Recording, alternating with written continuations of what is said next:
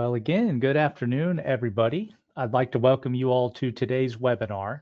Today's topic will be asphalt paving, and we will be focusing on placement and compaction. Before we get started, I wanted to touch on the webinar controls that you see on your screen. All attendees currently are in listen-only mode, so you're all muted at this time. The questions pod, which you see in the top right corner of your bar, is where you'll type any questions or comments that you have. Feel free to use this at any time, and we'll have several points during the presentation where we will stop to address those questions. Finally, under the materials button, which is right next to that questions button, you should have one handout, which is a copy of the presentation, and you can click it to download for future use. My name is Tally Faulkner, and I'll be handling the technical support for today's webinar. If you have any issues during the webinar, you can reach out to me in the questions pod, or you can email me at arltap@uark.edu. Note that this is part 2 of the two-part series for asphalt paving. The instructor for today's webinar is Stacy Williams. Dr. Williams is the director of the Center for Training Transportation Professionals and is also on the faculty of the Civil Engineering Department at the University of Arkansas. This webinar is sponsored by the Arkansas LTAP program, and Patrick Thomas with RDOT is the program manager within RDOT. Today's webinar will generate 2 hours of Road Scholar credit through the Arkansas LTAP program, and you will receive a certificate which will probably be mailed to you by the end of next week. Keep in mind that you must attend the full webinar to receive a certificate. Finally, if you have a group attending with you today, please let us know who is attending with you so that we can make sure all attendees receive a certificate. To do that, please send an email with your list to arltap@uark.edu. And with that, I'll turn it over to Dr. Williams. All right, thank you so much. Good afternoon, everyone. Glad to have you here. Looks like we've got a good group. The first thing I wanted to do was start out with a poll question and get a feel for the audience and see what is your role in asphalt paving. So some of the choices are crew member, crew leader, inspector, maybe you do planning and estimating, or maybe it's something different. So if you would take just a minute and answer that question. All right, it looks like most of those results are coming in. The largest group we have is going to be inspector. Not so many on the planning and estimating or crew members and crew leaders. And there are some who chose other. There's a pretty good percentage there, about 32% it looks like chose others. So if you can and would like to, if you want to pop in the questions pod what your role is, that would be great. I will say that regardless of whether you actually do paving or not, if you're involved in any capacity with a paving project, it's nice to know what's going on. And especially if you are inspecting, you need to be knowing what you're looking at, what are the things to check, what are the things that are happening during the process. So I'm going to close that poll out and we will get into the presentation. Now, like Tally said, this is the second part of a two-part series about asphalt paving. And so this one is going to be about the preparation, the placement. There'll be a little bit of overlap with what we talked about last week, which was more of the equipment and some of those things, calculations, estimating, and such.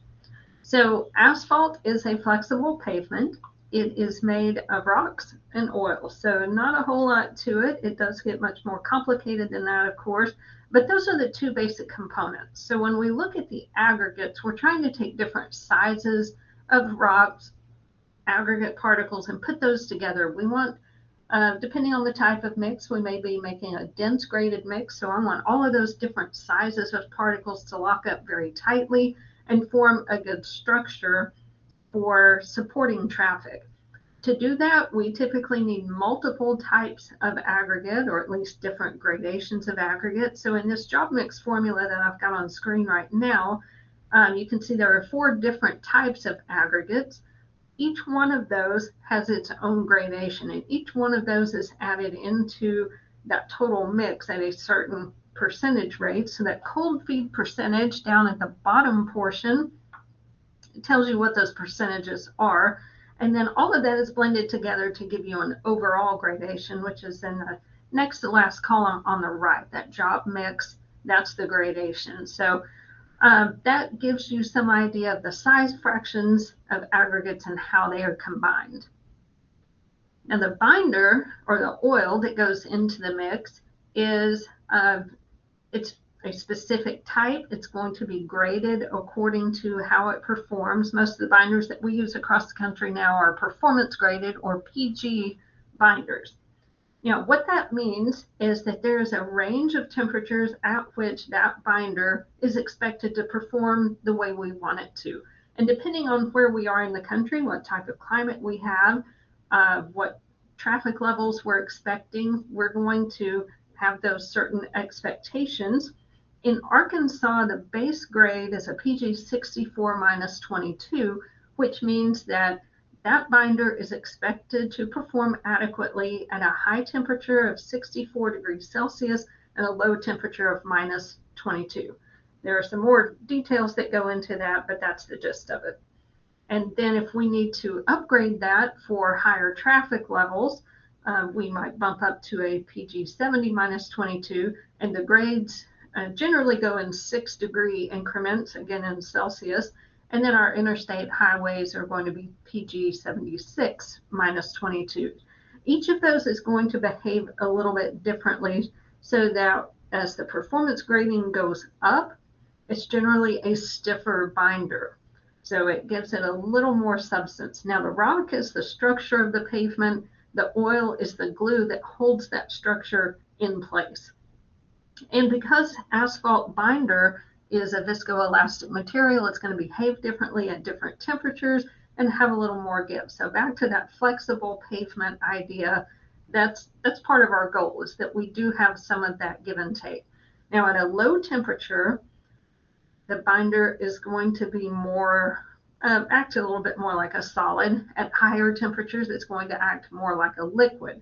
So when we start looking at how that binder will perform, the lower temperatures are where we will see cracking type failures. High temperatures are where we will see rutting failures. So different combinations of features, but knowing how that binder behaves differently at different temperatures helps us kind of gauge what we need to best support traffic. Now, there's a specific temperature range for a couple of the things that we do with the asphalt mixture. One of those is the mixing temperature. This is when we're actually mixing the oil with the rock at the plant, and that's got to get the binder hot enough for that binder to act as a liquid. So it needs to be very flowable. It needs to go around and coat all of the surfaces of those aggregate particles.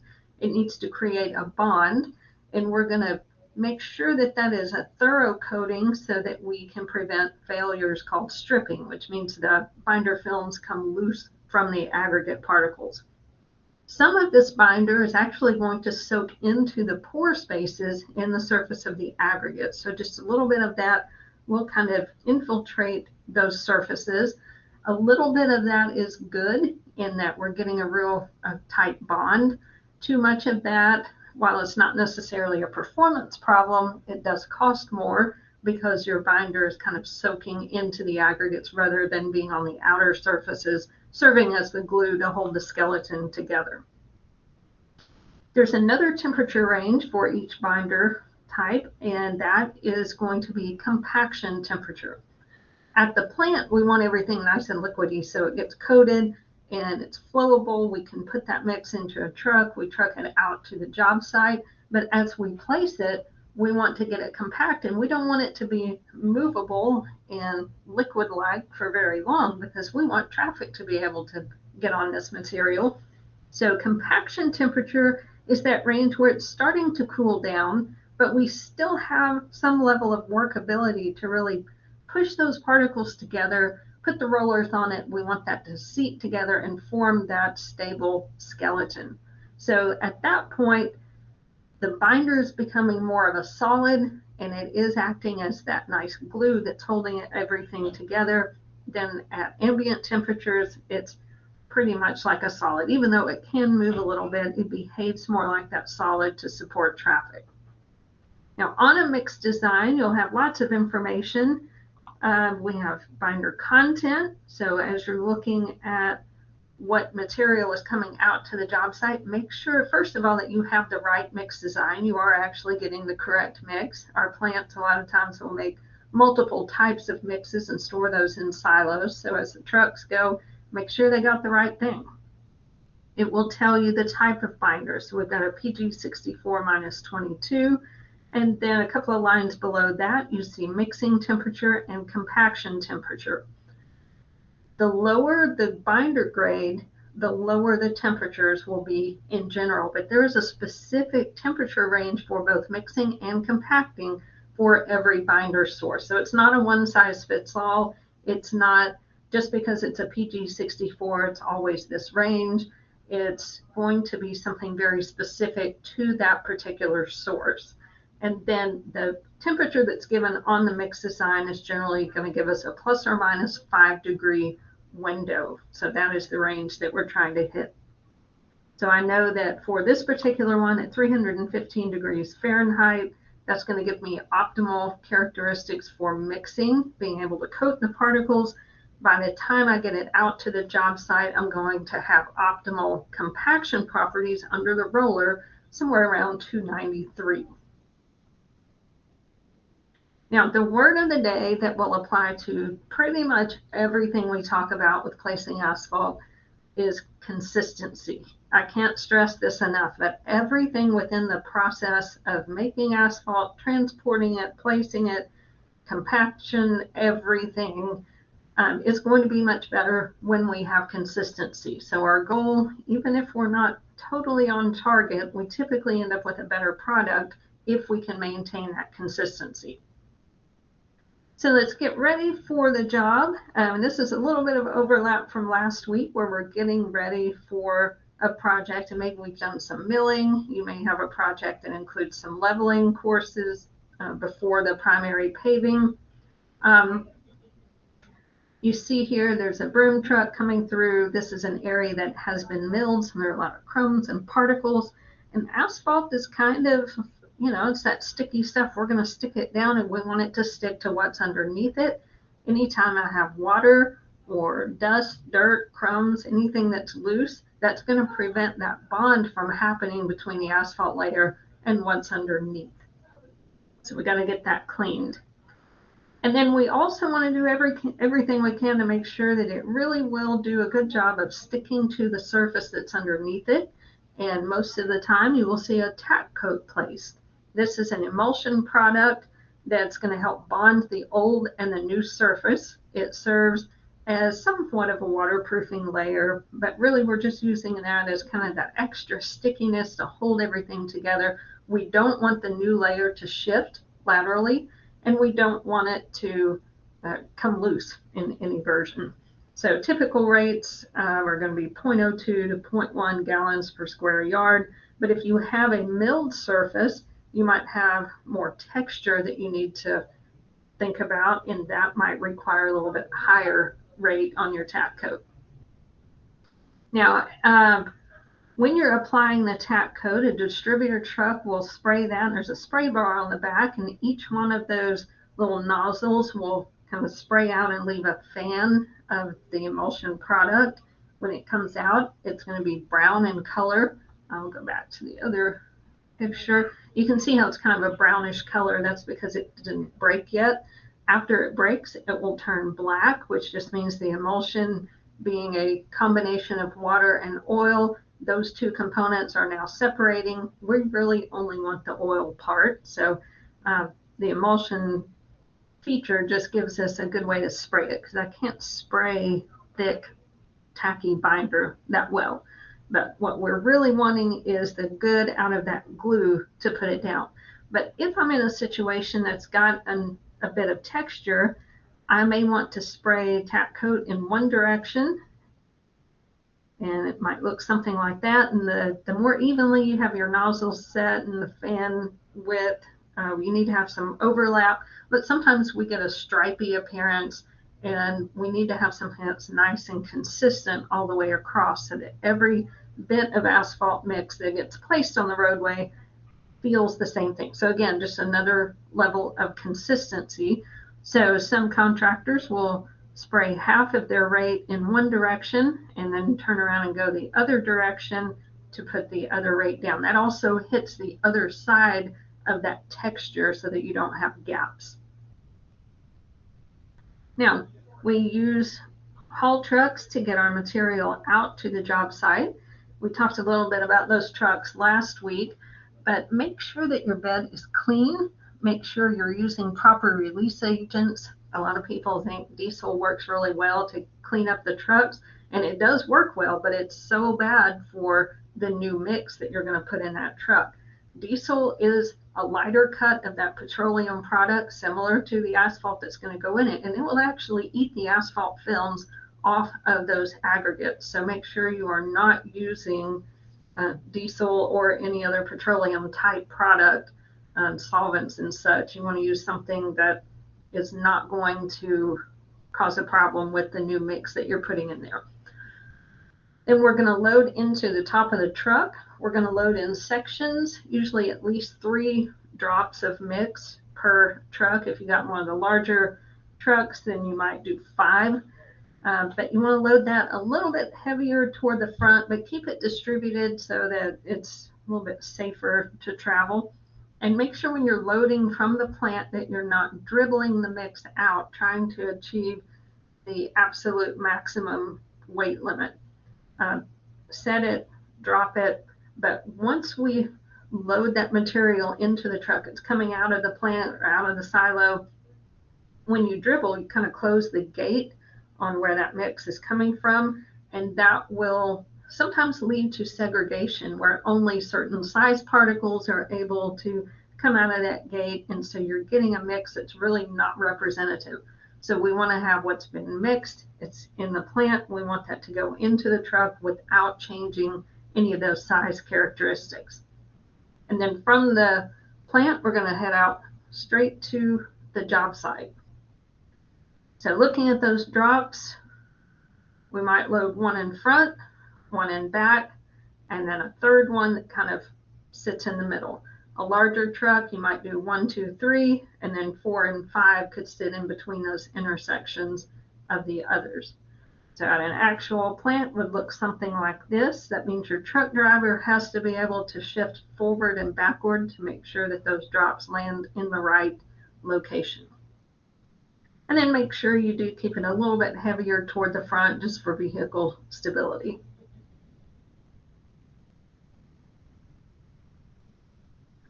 All right, the haul trucks that are carrying this mix out to the job site need to have a place to go when they get there. They're going to take the mix to the paver, but to keep our process running consistently, they can't always get to the paver immediately. So one of the things to think about before you start the project is where are the trucks going to wait? We need kind of a holding area where they can line up and be ready to dump into the paver, but you might have a line of 3, 4, 5 trucks, and that's just kind of how it goes. So think about where will you be able to put them, and make sure you communicate that to those drivers. Also, make sure you check the ticket. Every load of asphalt that goes out from the plant should have a ticket that tells you what mix design it was, tonnage. Just make sure it's the correct mix and all of the things are happening correctly.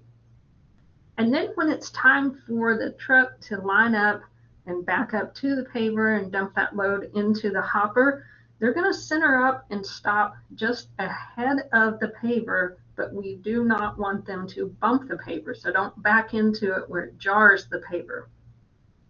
Once you get backed up, you're really close. You're going to sit there and let the paver slowly move forward and kind of pick up the paver, push forward, release the brakes, let the push rollers make contact, and then let the paver and the truck kind of move along together. We want them to make contact. We don't want a whole lot of force either direction. There should also be one of your crew members that's kind of monitoring that intersection where the truck is backing up to the hopper. That person is kind of in a dangerous spot because they're in between pieces of equipment. So make sure follow safety procedures, make sure that they are visible at all times and you're paying attention. So as the truck backs up to the paver, again, we're just going to stop right ahead of the paver, not actually bump into it or make contact, and then we're going to let the paver move forward and kind of pick that up. So right in this area of contact, you can see that as the paver moves forward, we've got these push rollers that come in contact with the wheels of the truck, and that's going to allow that intersection to maintain contact and both of them move along at that same speed. Pavers don't move real fast, so sometimes the idle speed of your truck, or depending on what grade you're on, the truck may actually want to pull away from the paver just a bit, so you may have to keep your foot on the brake to maintain that gentle pressure. Just don't push backwards on the paver. Now, when it's time to load, you're going to lift the bed of the truck and kind of get that load to shift toward the rear. We're trying to prevent segregation. So I would like for that entire massive mix to move all together. I don't want all of the big particles to roll to one area and congregate. That would be segregation. So start to lift that truck, shift the load just a little bit, and then after that, release the gate. We're going to dump all of that mix into the hopper pretty much in one shot. But all of this stuff that's, as it sits together, we want that to move as a unit rather than segregating and separating into different sizes. Okay, again, maintaining that contact, making sure we're aligned with the hopper. The truck should not ride or rest on the hopper or push down on it. The truck bed should not hit the hopper wings. So sometimes you get in a situation where you're running larger trucks, bigger than average, but you're having to use a small paver at the job site, and sometimes that hopper is not big enough to handle those trucks. So make sure your equipment is compatible, because we don't want that truck bed to hit the hopper wings. Watch the front of the truck, watch the back of the truck, make sure that you're always paying attention in between pieces of equipment, because a lot of times that is in the driver's blind spot and accidents can happen there. Also, avoid spills. Make sure you steer and stay centered. We don't want any of that mix to fall outside of the hopper onto the ground. Also, you don't want the truck to pull away while you're emptying that load, because once that mix falls on the ground, it's terrible to be the one that's got to be there with the shovel and scoop all of that up. So make sure you're dumping at a speed that avoids segregation and maintains contact without pushing against the paver. Once that mix is in the hopper, the truck can lower the bed. Make sure you clear the hopper guards and then move out of the way and let the next truck get backed in. Move over to a cleanup area. A lot of times as the truck bed goes down, they bang the gate and knock whatever's loose or stuck to the back of the truck. Just let that fall on the ground. Those are going to end up being little lumps and clumps that have to be cleaned up. We need a very smooth, consistent mat that gets paved, so any of those chunks of the cold asphalt that's cooled and stuck, if we knock that loose right ahead of the paver, that's a deviation in the surface that could create a bump in the road. So make sure the truckers know to move away from that area, get over to a cleanup area, and then get their truck cleaned out, clean the bed, the tailgate, the apron, and then head back to the plant for another load. Make sure that you're not dribbling. That kind of goes back to what I was saying with not banging the gate right on top of that area where the paver is headed. If you have those chunks and dribbles of material, that does need to be picked up, because it will end up being a spot that is not consistent with the rest of the mat.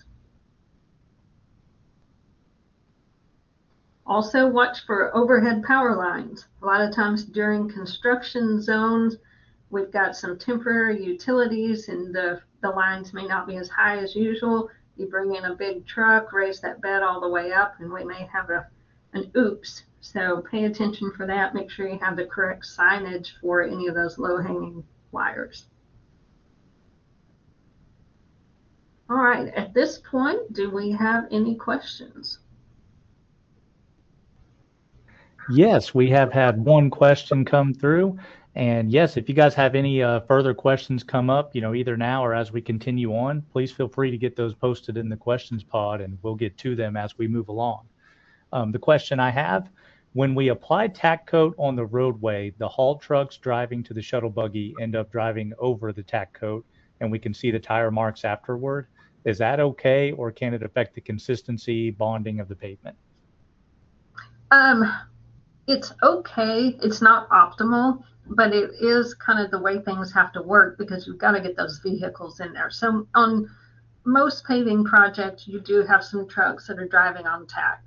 Now, if they're picking up so much that it's taking all the tack out of the wheel paths, what that's doing is removing the glue that's sticking your pavement down to the underlying surface in the most important part of the lane. So again, not optimal, but it is kind of how we do business a lot. They do make a trackless tack. It's of course more expensive, but it is much less prone to pick up on your truck tires. So that's something you might look into. You could change the type of tack coat, see if a little bit different style of emulsion might work better. But it's kind of part of it. But if it is being a problem, that's something I would look into, is the trackless tack. Okay, and we have had a couple more just come through. What should be the speed of the roller? Right, the roller, we'll talk about a little bit more later in the session, and we did also talk about that last week, which is a recorded webinar on our website, and we can get you that link. But the roller speed needs to be balanced between the speed of the paver and the number of passes needed for each roller type, like your breakdown roller, your finish roller. But you want to make sure that the rollers can go and provide the adequate compaction at a rate that can keep up with your paver speed. The breakdown roller needs to go slower than the finish roller, and I think I'll just leave the rest of that for the slides once we get to the compaction portion. Okay, sounds good. If the tack coat is not consistent or adequate, can you do a second tack coat to correct the missed areas? Yeah, you can.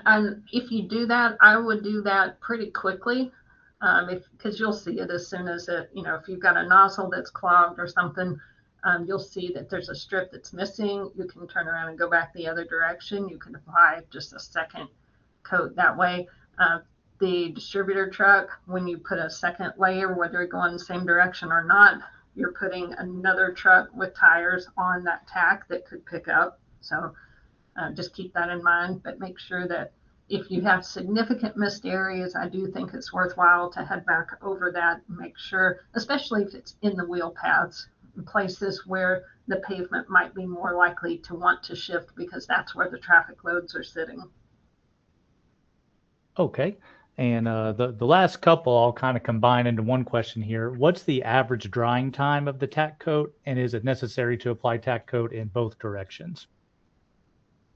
You do not have to apply tack coat in both directions. You can apply it in one, as long as it looks fairly consistently placed across the width of the mat. One pass is fine. And then I mentioned that it was brown when it's first placed, and then when it breaks, it turns black. That takes a few minutes. It depends on the type of tack that you have, what's the actual product. But you might have your tack truck out, a few hundred feet ahead, or maybe a couple, 300 feet ahead. If it's a nice, warm, sunny day, it's going to break faster. If it's a cloudy, cool, humid type day, it'll take a little bit longer. And usually, I would say traffic considerations are typically what will end up governing how far your tack truck can get ahead of your paver. Make sure that it stays ahead of the paver, of course, but usually you can get a pretty good length tacked, and then the paver will come along. The tack truck's just sitting over to the side. But what you don't want to do is get too much of it tacked and then not be able to finish that segment that day. You don't want to leave tack open, for overnight, a day or two. That would not be optimal. So you want that to be fairly fresh when you put the asphalt layer on top of it. Okay, great. Well, we appreciate all those questions, and feel free to keep those posting as we move along. And that's all we have at the moment. Very good. All right, so now we're going to get into the placement part. And this picture is the paver. This is a fairly large paver. All the pavers have a tractor unit, and then the screed is at the back. That screed is attached by the leveling arm at a toe point that's kind of a free floating screed, even though it's super heavy, so floating doesn't sound like the right term, but it does kind of float along on top of that asphalt mat that has been placed. So when we're starting up, first of all, make sure you get the screed width set to whatever the width is for your mat. For 12-foot lane, make sure the screed is set to that. You can usually pull the ends. It will adjust in width, and make sure that it is set to the width that you want it to be. You also want to do what's called nulling the screed. The screed is going to be the first thing, is that heavy plate on the back that's going to put that first level of compaction to the mat. And we want to be able to make adjustments. So nulling the screed just means putting things kind of in a middle range so that all of the things I can adjust could adjust either up or down. You don't want to start out too far on the end of any of those ranges. So for the thickness control screws on the back of the screed, loosen those up till they're not bound, they're not tight, and then turn about one full turn. That's usually a good middle point to start at. That will help with your attack angle. Set your strike off about a 1/2 inch above that bottom plane of the main screed plate. That's going to be that little bit that rides up over that head of material to start mashing it down. We don't want that to be up too high. That'll put pressure on the back of the screed plate. We don't want it too low, or it'll be digging into the mix too much, put a lot of wear and tear on one end or the other. But having that kind of balanced out where that strike off is just a little above your main screed plate, and then the screed plate pretty much is level, maybe tilted back just a smidge. Make sure that if you have your extensions out on the screed, that you also are careful to make sure that those plates are adjusted to the same attack angle and everything looks level and all the same all the way across the mat. Your toe arm should be in the mid-range of the cylinder, because in addition to adjusting for thickness at the back of the screed, you can also adjust on the cylinder at those toe points. So it's kind of like the trailer hitch. We can move that up or we can move it down. Again, you want to start that somewhere in the midsection. Unless you're starting off your paving job at kind of a level point, and you're trying to taper that up to the thickness of the mat, then you might want to adjust a little differently. When you start up, you need to make sure everything is good and hot. The paver and the screed need to be preheated. Everything needs to be checked every single time. Make sure you've got the paver aligned and it's set up. Make sure it's not twisted within the line of what you're going to be paving. So check it transversely, check longitudinally, and then you're going to fill the hopper and load the auger about to the middle of the shaft, maybe just over that midpoint, and then start the paver up and get up to paving speed as quickly as you can. The quicker we can level off at that consistent paving rate, the better off we'll be and the more consistent the mat will be. So starting and stopping is always where we have a little squirreliness of trying to get things lined in. The quicker we can do that, the better off we are. And then at your starting point, think about what you're actually doing. The picture here, the paving is starting at a bridge end. So they've done a little bit of grinding right there at that edge to be able to start off and get enough mix in place. And then know that you've got to place some extra. It's got to be thicker than the elevation you want it to be, because we're going to compact that. And after it's compacted, I want the level of that asphalt to match the level of this bridge end. Again, pave with consistency, consistent speed, consistent feed rates. Adjust your auger to run the consistent speed. You want your conveyors in the paver running 100% of the time. Do not run those tunnels empty. So we need trucks supplying mix at a consistent rate so that everything moving from the hopper back through the tunnels is happening at that consistent speed. That way, then even amount of mix is being applied, headed under the screed from edge to edge. Everything's consistent. And then folding in your hopper wings. Periodically, we need to fold those in so that any mix that's in the corners or the edges, that is getting worked into the material that's fed back through those tunnels. We don't want any of those clumps to be stuck in the corners and on the edges because those are cooling down. If we wait too long, those will get really chunky and kind of thick, and those chunks don't do as well going through. So we want it to still be warm enough that everything will tumble and move through the tunnels and not segregate. Now that's going to depend on the weather. So there's some, your paver operators just have to pay attention to how things are looking. But if you start seeing some of those bigger chunks, or especially if you're seeing any chunks coming through by the time it's made it through the tunnels and the auger to the screed, you'll see some texture issues behind the paver. It could be need to be folding those wings a little more often, especially in cooler weather. Now, consistency is ultimately determined by being able to not stop the paver.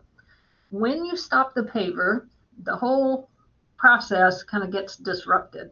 And we've got this screed that's very, very heavy, and it's the paver, the tractor part is not shown in this image, but imagine that this screed is 5,000 pounds and it's sitting on 2 inches of asphalt that's very pliable and very movable right now.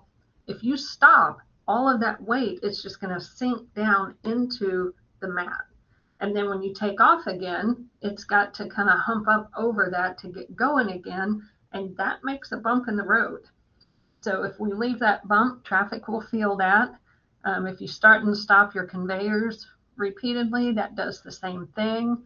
And it can be difficult if you're paving on a variable grade, lots of uphill, downhill, you'll have to make adjustments for that. Now, sometimes if you're using some of the newer, fancier pavers that have a lot of those automated systems, I think those will tend to shut off they will adjust your feed rate. You want to try to get that set where it never completely stops. We don't want a lot of stopping and starting of moving that mix through the tunnel. We may want it to slow down or speed up to maintain that consistent feed rate. But some of the automated systems are a little bit clunky in that they just kind of turn it on, turn it off, and that can cause some issues with consistency and the thickness of the mat. Now, if the changes that need to be made, say you're going downhill and then you switch to an uphill, and the way that toe point is on the back of the screed, that can make some adjustments may have to be made to maintain that consistent thickness. Make sure that if your screed operator is making changes, that the paver operator is not also making changes at the same time. Those can either duplicate efforts and you get double the change you intended, or they could actually counteract each other. So usually the screed operator is the one that's going to make those changes, but if something's going on where the actual operator wants to also make changes, they definitely need to be talking. Now, a shuttle buggy is nice in that we don't have to worry so much about the trucks bumping the paver, because that creates that same kind of bump, a transverse bump in the road.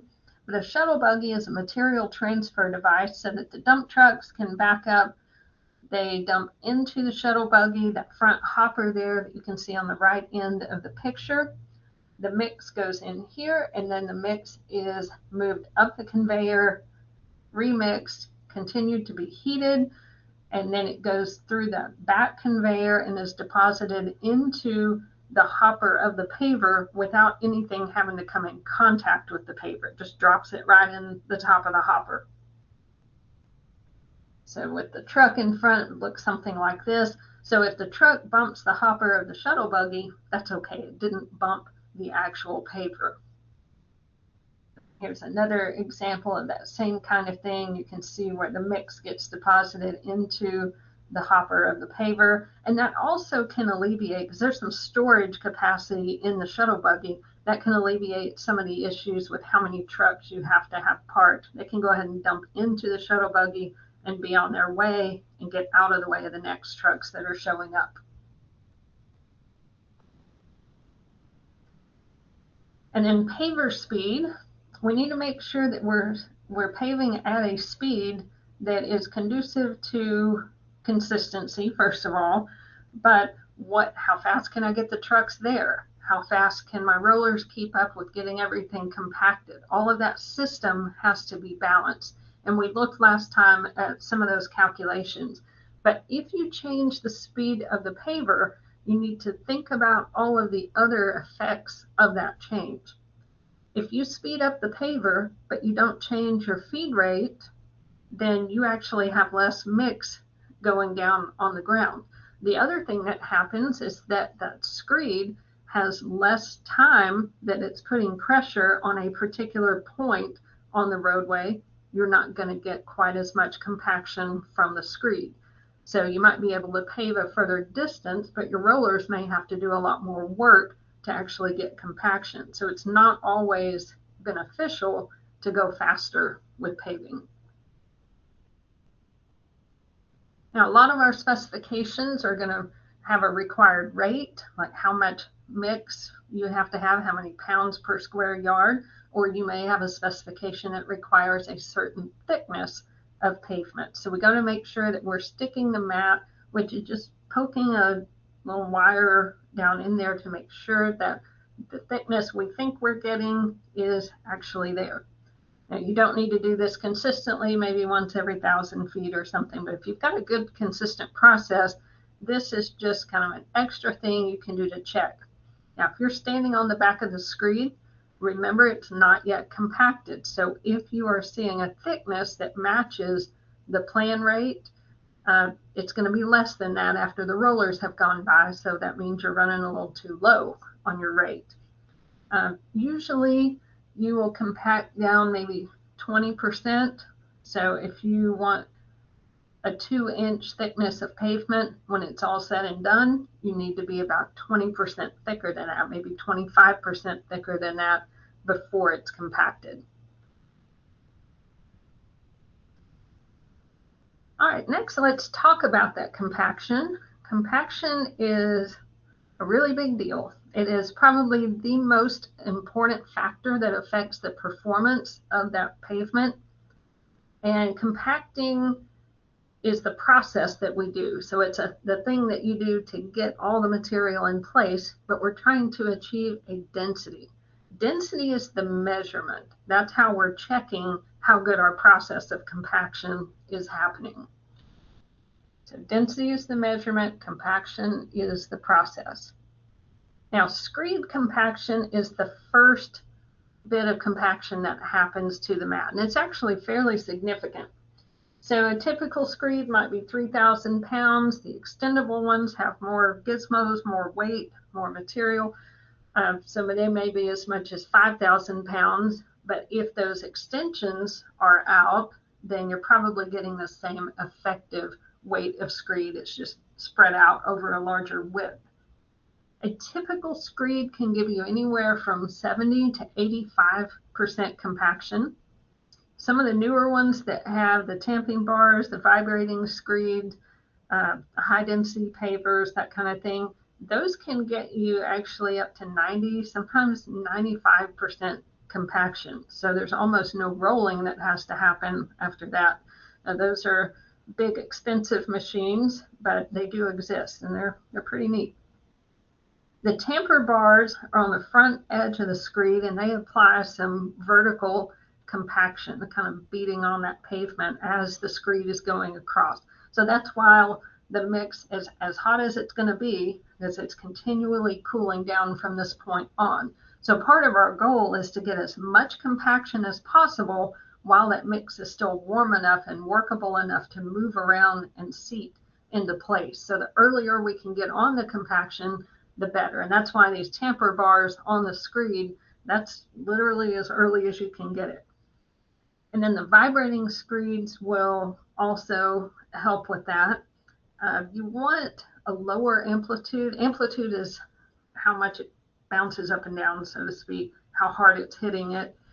You want to keep that to a minimum for a thinner mat, but if you have a thicker mat, you can afford to go a little higher on that. High frequency is always the best bet because you want that impact to be happening as consistently as possible. So the more often it happens, the more of your mat is seeing that same effect, and you will end up getting better compaction. Now, the roller man, I think, never gets all the accolades that they need, but they have such an important job because this is the final part of the process. We've done all these things to select the materials, make sure we get the right binders. We've forecasted traffic. We've done a mix design, the structural design. We've done all of the things to make the mix at the plant, have those materials checked that they are consistent, they are appropriate. Now we've gotten it to the paver, and truck to paver out from under the screed, but we can still mess up that pavement even if everything else has been done right up to this point. This is the guy that can still mess up. There's still that last piece of the puzzle that has to be done. So this is an incredibly important job, and since density is one of the most important measurements on that lifetime performance of the pavement, this is where it's got to be done right. And there's a time factor here because if you let the mix cool down too much, there's no way you're going to get compaction. So keeping up with it, keeping everything consistent, it's a lot harder than it looks. So thank you, roller man. Now, compaction factors. There are so many things that affect how a mix will compact. The aggregate type can be a factor, particularly the shape, the texture, how those particles will kind of shift and roll around each other and seat together, how many fractured faces, what type of microtexture those particles have. The binder can also be a factor. If you have a higher grade of binder that is a stiffer type of binder, it's not quite as loosey-goosey. It's going to be a little bit stiffer. It's going to be harder to make those particles move around. And then, of course, the temperature affects the binder a whole lot. And then the binder content. If you have variation in how that mix is being made, and you have a few truckloads that for whatever reason had a little bit lower binder content, maybe a little bit of a clog happened at the plant, and you got a batch that was maybe not the correct binder content, less oil means it's going to be very much harder to compact, and you will see that show up. Even if you didn't detect it before now, you will see that when it's time to roll it and you start measuring those densities. The weather has a huge impact. That will affect your temperature. We're making this mix at the plant to a prescribed temperature. We need to get it to the job site so it's cooling down from the time we drop it from the silo into the truck. The truck is driving to the job site, and it should be tarped. It should be an insulated truck, but you're still losing temperature because we're talking about 300 degrees compared to ambient. The more difference you have between that material temperature and ambient temperature, the faster the temperature will drop overall. If it's a cold day, if it's a windy day versus cloudy versus sunny and that kind of thing, all of those factors will change how fast you got to get this mat compacted before you can't do any good anymore with the rollers. Another feature that will affect how well this mix compacts is the lift thickness. So for a given mix, we know that we get the optimal compaction characteristics if we're somewhere between 3 and 5 times the nominal maximum aggregate size. So most of our surface mixes in Arkansas are 12.5 millimeter, which is basically ½ inch. So if you're talking about the largest particle size in your mix being a ½ inch, 3 times that is 1.5 inches. 5 times that is 2.5 inches. So somewhere between 1.5 and 2.5 inches of thickness is where I get the best compaction properties. And that is why most of our overlays for a surface mix or 2-inch overlays. All right, as you are rolling the mix, getting it compacted, you don't want the mix to stick to the roller, so we've got to keep it wet. So this is probably one of the biggest maintenance items. It affects the compaction timing. If your roller has to pull off and go refill water, that's taking them away from compaction during that critical time that the mat is cooling down. So if for whatever reason the roller gets ahead, or if you have the unfortunate experience of a paver breakdown, go ahead and have your rollers fill up. If there's ever some reason that they're stopped, go ahead and fill up so they don't have to do that later. Now, our rolling procedures will involve different rollers. The first phase of rolling is going to be your breakdown, and that is that initial compaction that we're trying to apply to the mat behind the screed. So the screed does its work as much as possible, and then we come behind and we roll that to get more compaction. So we want to stay as close as we can so that we're hitting it while we have that higher temperature. We get more compaction that way. And this will be done in vibratory mode, so we're giving it the most aggressive form of compaction we can. And this is where we're going to get the greatest increase in our density. We need to go the slowest at this point, about 2 to 3 miles per hour. It's about all you want your breakdown roller to do. Otherwise, it's kind of like you're just glossing over, you're going too quickly, and not only may you not get enough compaction, but if you're in vibratory mode, you think about the frequency of that drum vibrating. If you're moving too fast, it's going to spread out those points that are being hit by the drum. And we want that to be about once per inch. If you speed this roller up too much, that's going to be spread out, and it will end up building a texture into your pavement that you'll be able to feel later as you're driving over it. It'll kind of hum or have a little bit of vibration to it, and that could be that your roller was moving too fast. We might include an intermediate roller. A lot of times we don't have this, but a lot of times that will be a pneumatic roller. This is specifically something that might happen if you've got a mix that's really strong, your aggregates are really grippy, and they don't want to move around to get compacted. It's just really hard to compact the mix. You might be able to use a pneumatic roller, which is a rubber tire roller that it gives a little bit of lateral push to those aggregates to make them roll over, shift, and seat into place. This is something, again, we don't use that a lot, but if your breakdown roller is not getting the job done, this is another technique that might be able to help. And then the last phase of rolling is going to be your finish roller, and that's really just to smooth out the mat. We're going to smooth out any roller marks that were left by the breakdown, or especially if you have the intermediate rolling with pneumatic, you will see those roller marks. We've got to smooth that out. This should be in static mode, so no vibration here. We're just getting it nice and smooth. This is the part that makes it really pretty. We're not gaining a whole lot of density at this point, but it does make it look good, and you might get a little bit of density increase. These rollers can go a little bit faster. We're not worried about texture because we're not in vibratory mode. And at this point, we're also probably not too concerned about large increases of density.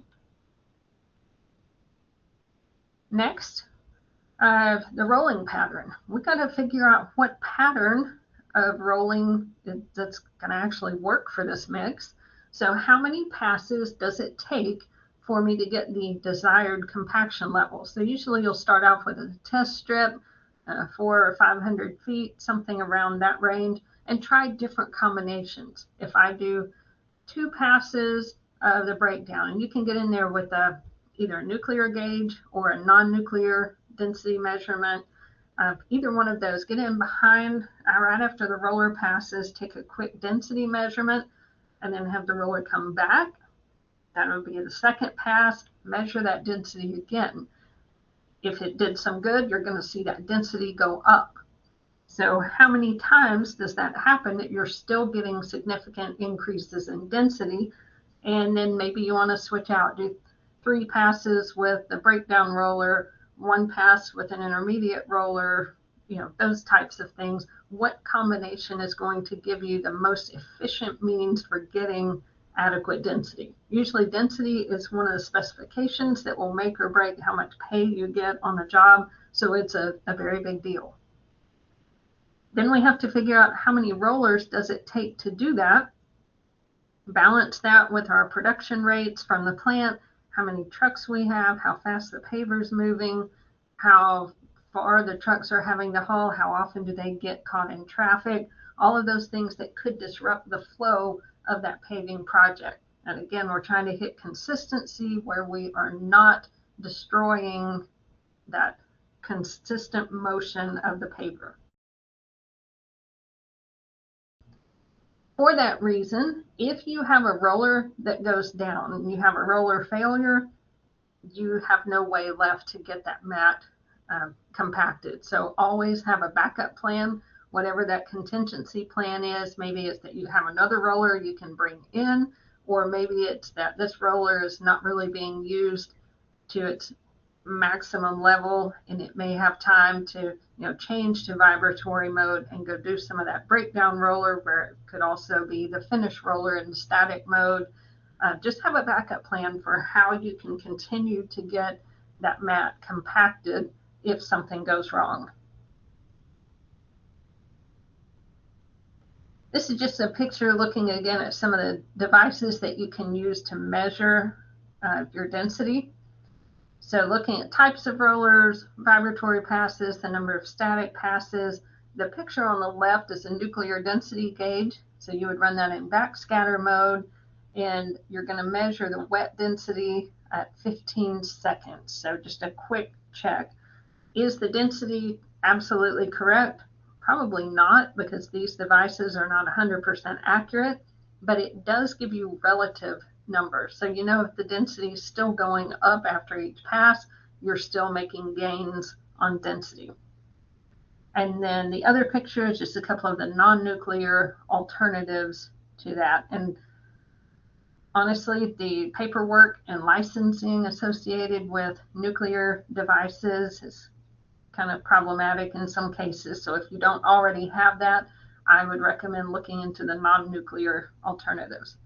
But the big thing is we're wanting to get everything compacted really well, and you don't really want to see broken rock. You can compact it to death, but when you start seeing rocks that are breaking, I don't think you're getting additional density, and you're certainly changing the gradation. But if you see that broken rock exposed, you're kind of beating it to death. Now, when you're rolling, some of the procedures to watch out for is, what do you do when you get to the end of a certain length and you go back the other direction? We've got to make sure that we are not leaving some transverse lumps in the roadway. So first of all, never park the roller on the mat. If the roller can go faster than the rest of the paving train, it does not need to just stop and park there on the mat. Or if it breaks down, do what you can to get it off of the mat as soon as possible. Your breakdown roller, particularly, you want to stay as close as possible to the paver. We've still got that temperature factor. We want to maintain all the benefit we can get from the warmer mix, get it to compact more quickly. So stay close to the paver. You want to stop and start slowly. We go a certain distance and then we've got to go back the other direction. And you have to make multiple passes to cover the entire width of the roadway. So not only how many passes over a certain point, but how many passes does it take to cover that entire width of the mat. So every time you go back and forth, you're changing direction. You need to angle the drum as you do that, and then stop and start slowly, and then get going again. So here's another example of angling that drum. This is one where we've got two pavers, two lanes being paved pretty much at the same time, and then multiple rollers coming in behind that. You can see the pattern of how they've angled that drum before they head back in the other direction.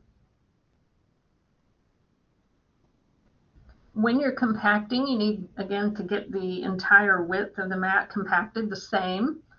And it's recommended that you roll from the low side. Now, what that means, if you look at the cross slope of the roadway, just a normal section would be a crown section where the high point is at the center line, and then there's some slope, so that water will shed from the pavement. So the outer edge of that lane is going to be a lower elevation, unless you're in a super elevated segment. But you want to start at that outside edge, kind of pinch that down and set your boundary, and then work your way back up. If you start at the top of that slope and then roll back and forth, work your way down, it's kind of like when you're making cookies and you use that rolling pin. The more you roll, the more it spreads out. If I spread out the mat, it's getting thinner. And if I have a thickness-based specification, that's not good. I'm also pushing mix out into an area a little bit wider than where it should be. So by starting at the bottom or on the low side, you can kind of pinch that in place and then work your way up and pack that mix in up to the edge of that lane, which could be center line for a 2-lane. Hang over the edge just a little bit to give some confinement to the mix. And then for the thicker lift, sometimes you might want to roll the very edge of it at the end. But we also have to think about what's happening at the longitudinal joint. If you're paving the second lane and you're trying to match at that joint, we need to start there. That is the absolute hardest place to get density. So you want to hit it first and then move to the low side and then work your way back up and kind of pinch in the middle section. Now, compaction temperature. This can be a little bit of a guessing game sometimes. So we make the mix at the mixing temperature at the plant. Goes in the truck drives to the job. The mix is cooling down the whole time, and we want the truck to get there so that we can get the first roller on it before we're out of that compaction temperature range. So from your mix design, you can tell what those targets are. Usually somewhere between 300 and 270, that's a good range of temperature for your initial compaction, that breakdown roller to get on there. And then as you provide additional compaction, that mix is still cooling down. Between 270 and 210, that's going to be for your intermediate, maybe even your finished roller. But sometimes we see mixes that are tender, and there's a tender mix from the standpoint of the mixes moving around, but there's also tender mixes that have a tender temperature zone, and that is just an anomaly no one fully understands at this point, but some mixes are just a little weird in a range of temperature. So if you see that you're on the mat, you're compacting, and it starts moving around, you don't want that. You don't want the mix to move. We placed it, we did all the things to keep it consistent. Get off of the mat, let it cool down 5-10 degrees, try it again, see what happens. Figure out where is that zone of tenderness, and then stay off of it during that range. Get as much compaction as you can before you hit that tender spot, and then stay off of it, let it cool down a little bit more, then get back on it and get it finished up. So that's not all the time does that happen, but if it's something that you're seeing, that would be the strategy, is kind of give it a break and then get back on. All of your compaction should be completed by about 175 degrees. If you don't have it compacted by that point, you're probably not going to get much, if any, more compaction. And just from the plant to the paver, you're probably going to lose 5 to 25 degrees, even if you do all of the things right in the middle of summer. So all of this to say, temperature can be very finicky. It can affect your mix a lot. And that's why, you think, well, I got the mix, I just got to pave, I got to do the same thing over and over. It's not the same thing over and over, because you're having to adjust for all of those environmental factors. If that truck of mix got caught in traffic for an extra 20 minutes, that means your mix is cooler to start with. You may have to adjust for that. If it's been sunny all morning and then late afternoon, you get some clouds moving in, the wind picks up, that's going to change how you're able to get that mix compacted. So it really is a moving target, depending on a lot of factors that we don't have control over.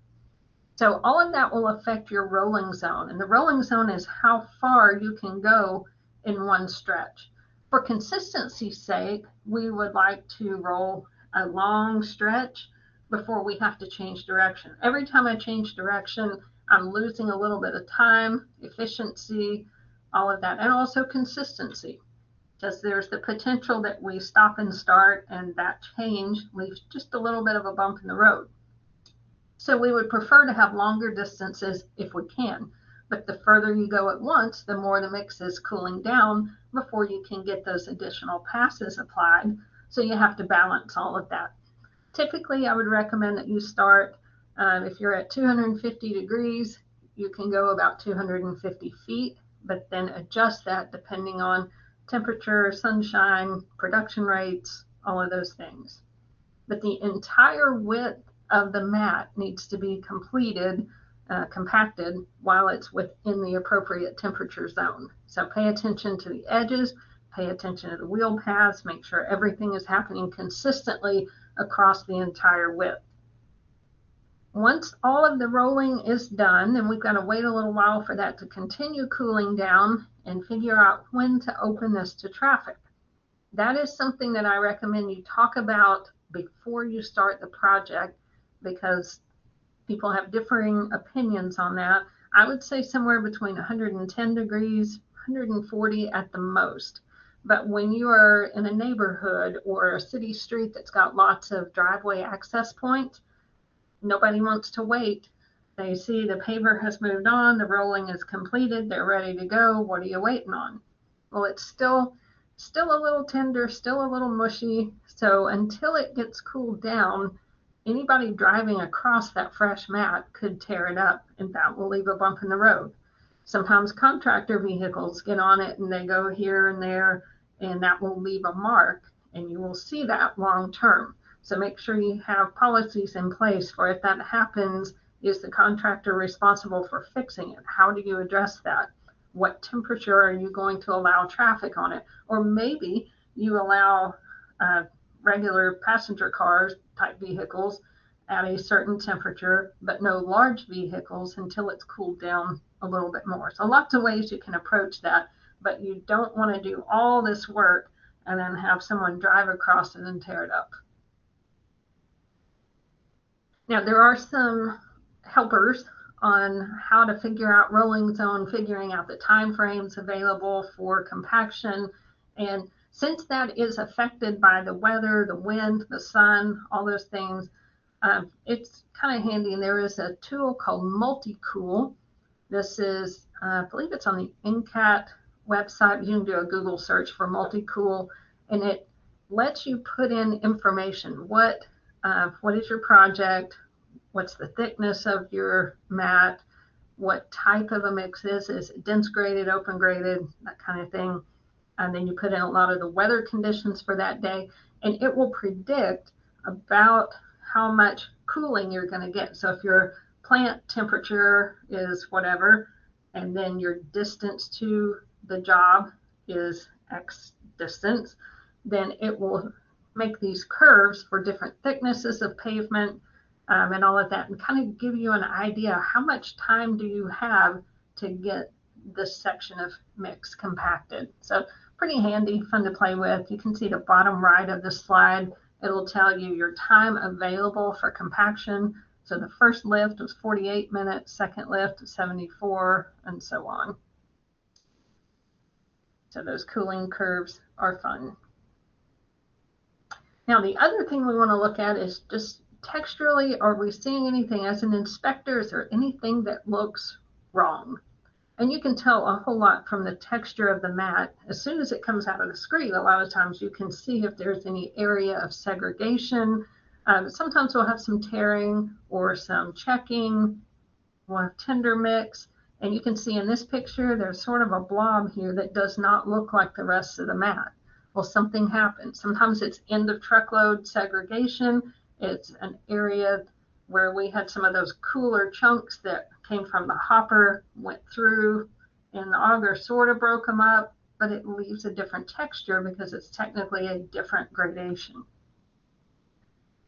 We might also see some tearing. If we get on this too aggressively with compaction, the mix might tear.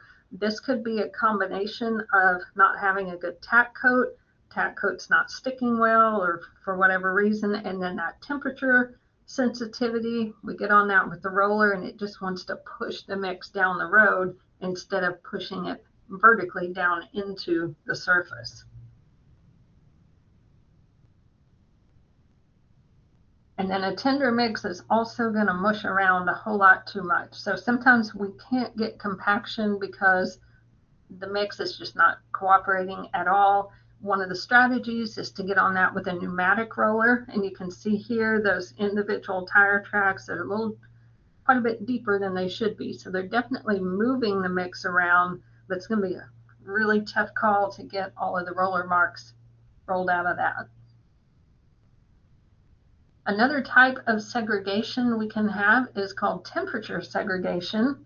And this is a function a lot of times of a particular truckload of material. In this picture, they've used thermal scanning, infrared sensors to look at the temperature. The red is the hotter, and then the yellow and the green is where it's kind of cooled off. And you can tell there's one segment of the red, and then there's a little line of the yellow and green. That's the end of that truckload. So that mix that's been more exposed to the air has cooled off more.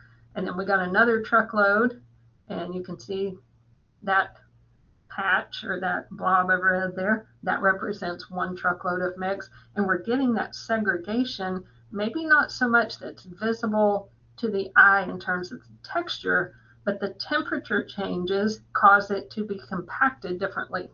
So they did a study and looked at this and measured some places. A lot of times you'll see that right at the paddle at the center of the auger as it comes out of the screed.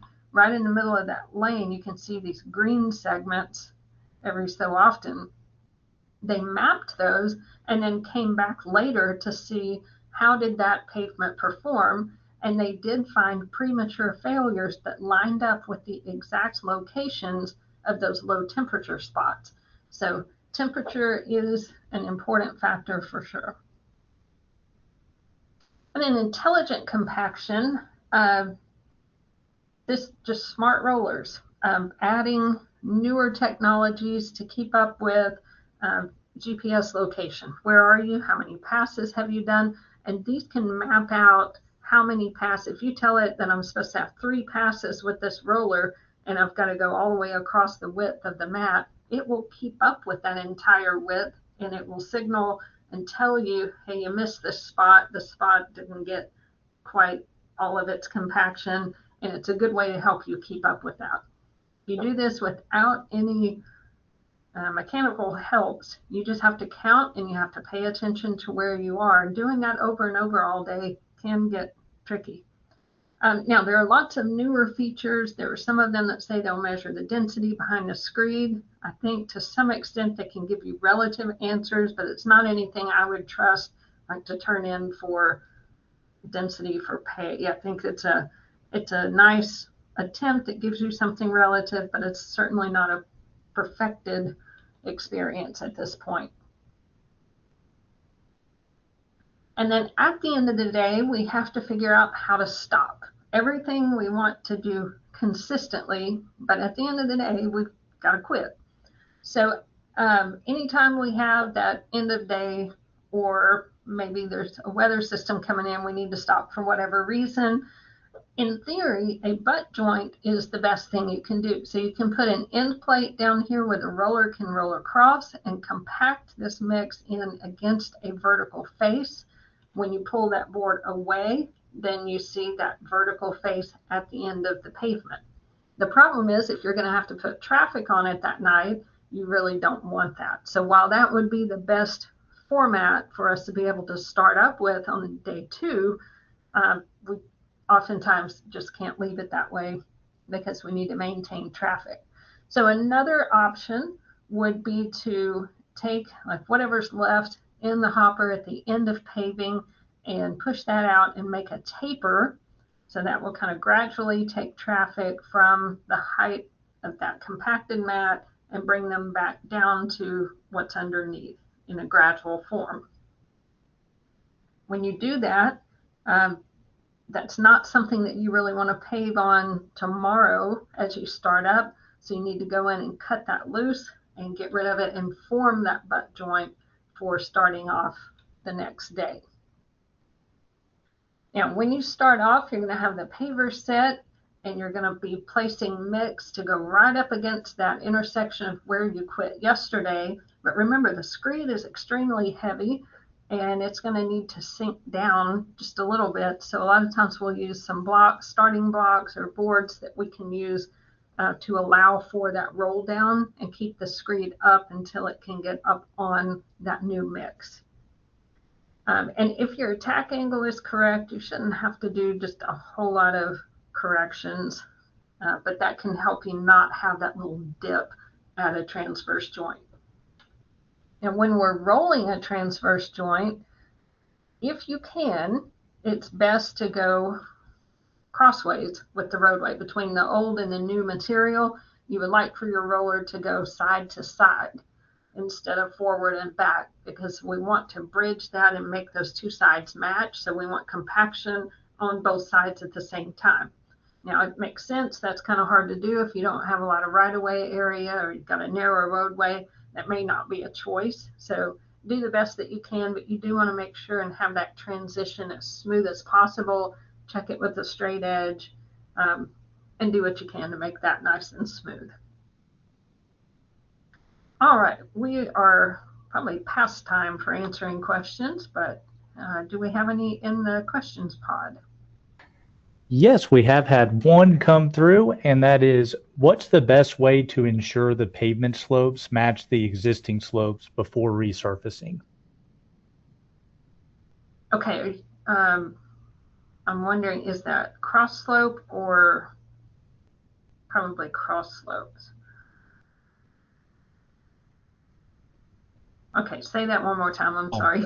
Yes, he did reply. He is referring to cross slopes on that. Best way to ensure the pavement slopes match the existing slopes before resurfacing.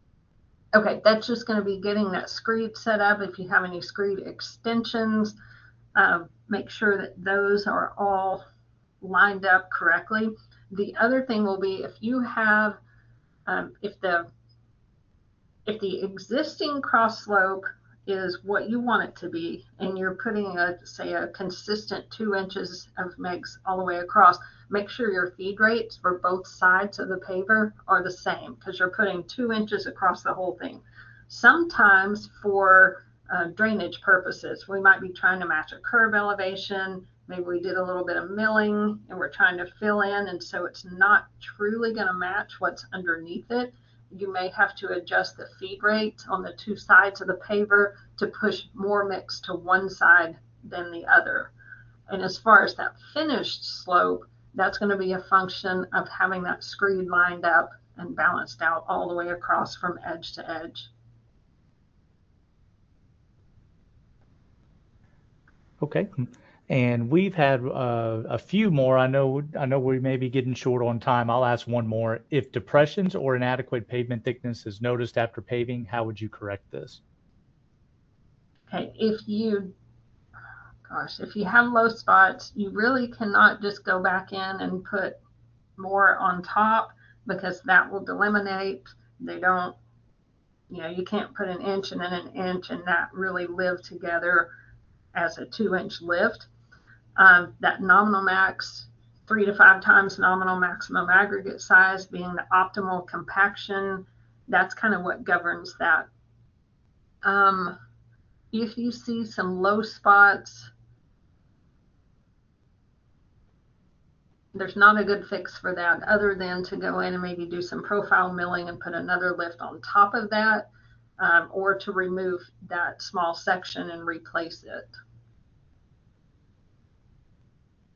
Okay, and tying a little into that, if there's existing seam cracking at a road center line, can you grind and overlay a 2-foot section over the center line rather than 4 foot to avoid having joints in the wheel path? Yes, you do not want joints in the wheel path for sure. If you have cracking at the center line of the roadway, and you're wanting to just fix that small section, that's going to be the smaller section, the tougher it is to do. Part of the problem will be if you're using a roller and that roller bridges. Let's say you just went in and cut out a 2-foot section at the center line. Once you place mix in there, you've got to be dead on with the amount of mix that you need to create the right density. The more you compress it, the more mix has to be there for it to reach that certain elevation. And you want that to happen on both sides where you cut that segment out.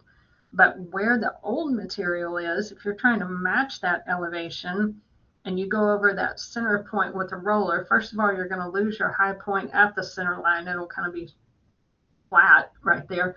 But you may also be bridging that 2-foot area.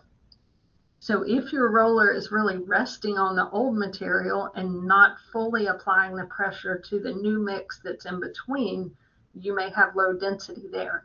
The other problem with doing a small segment in between is you had one joint and that joint had some issues. You've just created 2 joints. So now there are 2 places where you might have water infiltration, oxidation, and air getting into the mat. So some premature aging there as well. But also it's a whole lot cheaper to put 2 feet of asphalt than 24. All right. Well, thank you for those answers. I believe that is everything we have at the moment. All right. And if that did not answer what you were asking, or I didn't relay that well, feel free to keep asking questions. All right, so that actually is a great segue into our next segment, which is longitudinal joints. Now, paving width, the wider we can pave, the better. The more we can do at once and have fewer joints in the roadway, the better. So if I could have 2 pavers running at the same time, like the one in the picture, you're not going to see a joint. But even though there are 2 pavers and 2 lanes, essentially, once it's all rolled together, you will not see hardly any of a joint there. So that's the optimal situation. You could also come in with the really large paver with the extensions, and you could pave 2 lanes at a time with a single paver. You're going to have trucks lined up and have that really zoned in to make sure that you're supplying enough mix for that to happen. But with screed extensions now, you can get up to 40 feet, I think over 40 feet now can be paved at once. The trick is, can you do that and maintain traffic? So it might be an option when you're building a brand new road, there's no traffic there yet, but for most of what we do with overlays and such on existing roads, we really can only manage 1 lane at a time. There are other situations where we might need smaller widths, like driveways. There might be narrow bridges. We might have guardrail in the way. So when we're paving shoulder, maybe there's some areas where guardrail is there and we need to pull that in a little bit. So you can also install cutoff shoes on the end of the screed, and those are adjustable to help pull that paving width in even smaller than what the screed is set for. Now, longitudinal joints are the places where 2 lanes or 2 passes of material have come together, and we try to get that seam as nice and tight as we can, but it's hard because you place 1 lane, then it's compacted, it cools down. We've got a somewhat vertical face against that, but it kind of will not really crumble, but it'll kind of lean over a little bit during compaction. And then that's completely cooled off. So we call it the cold lane. And then we're going to come behind that with another lane of material and compact it. We call that the hot lane. Where those 2 intersect is almost always an area of low density, which means water and air can get in and prematurely deteriorate that pavement. A lot of times we also see a depression at that point.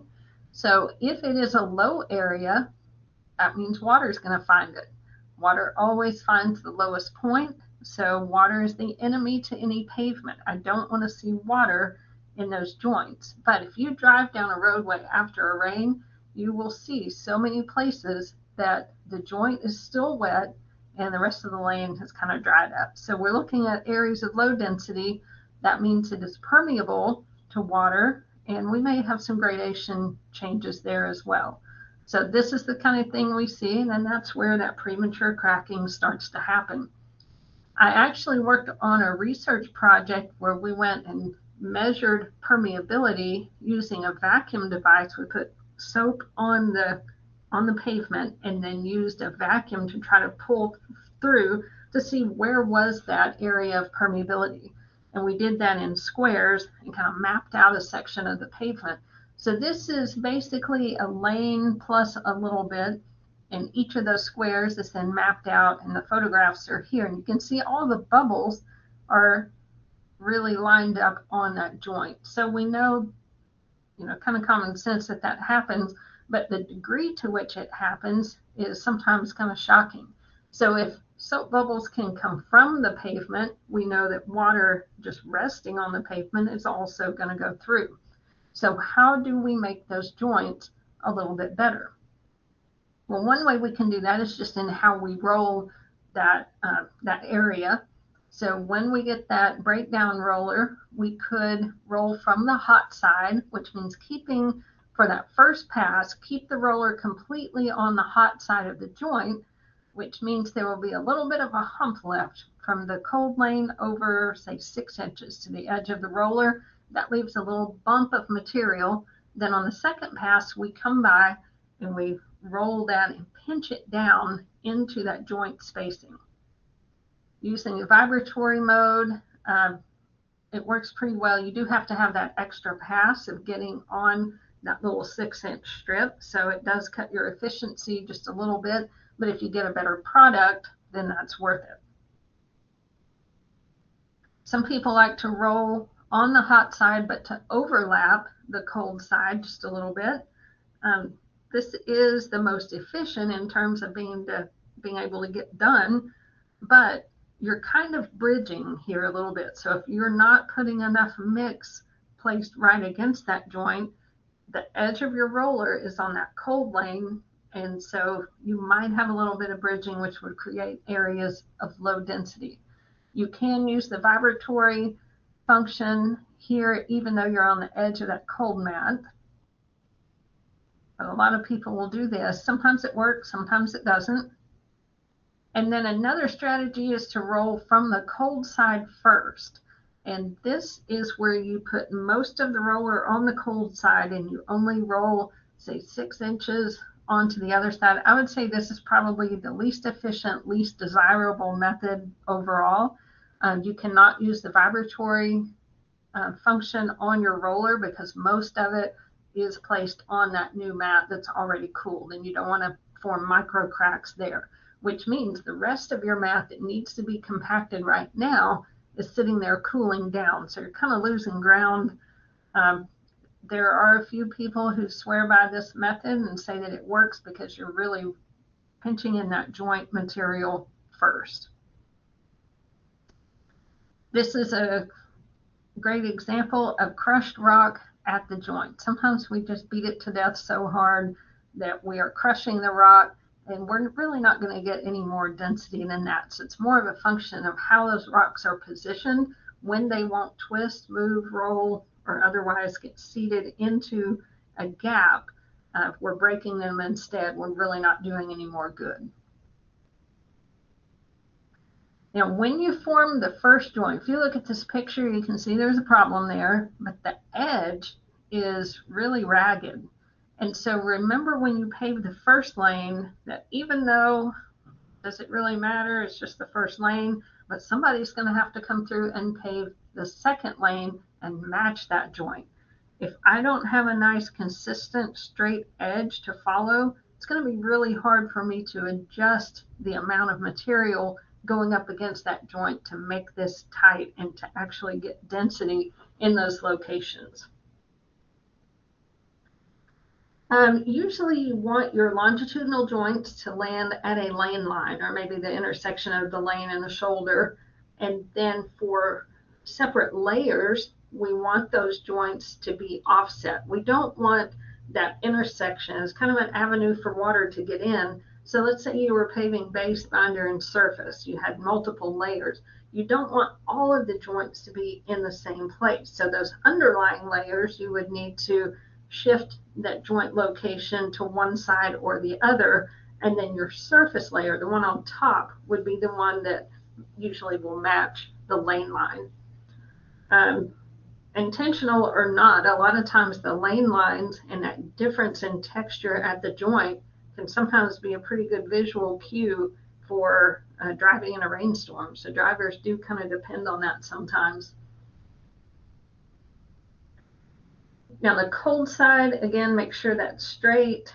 And then when you come back with the hot lane or that second lane, it's a good practice to overlap just a little bit of mix right at the joint to give it a little something to pinch down into that intersection. So the recommendation is to overlap by about an inch, inch and a half. And then raking is something that we tend to do a lot during paving, but I would argue that we should not be doing that. You can bump the joint, but don't cast back or scatter any of that material. Yes, you can roll it in. Yes, it can kind of disappear, but it will also create a difference in texture. And you want to hand spread the mix only if your paver just simply cannot get into that area. And sometimes we have to do that for driveways and such. Now again, I'm not raking the joint. What you want to do is take the lute, which is the rake. If you're going to use it, you want to flip it over where the solid side is against the ground. Notice that the teeth are pointed up. If you use the teeth and you drag mix and try to level that out, what's actually going to happen is you are dragging out certain sizes of the aggregate particles and you're leaving the smaller portions. So now it's not the same texture as the rest of the mat. So if you're raking a lot, you're actually destroying that matrix of the aggregate structure that's supposed to keep it all tight and locked together.